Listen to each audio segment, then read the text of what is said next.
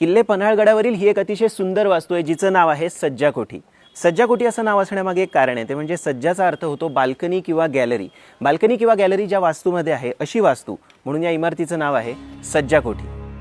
या वास्तूला सदर ई महल आणि सज्जा कोठी या दोन नावांनी ओळखलं जायचं. शाहूर सन 1008 साली रज्जब महिन्यात मकसूद आकाने ही इमारत बांधली.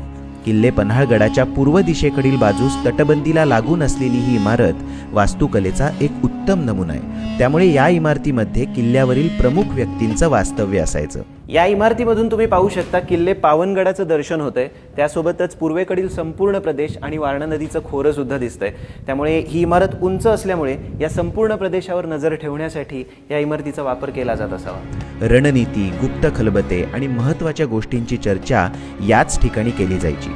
तसेच छत्रपती शिवाजी महाराज आणि छत्रपती संभाजी महाराजांची भेट सुद्धा याच इमारतीत झाली होती असं सांगितलं जातं. तर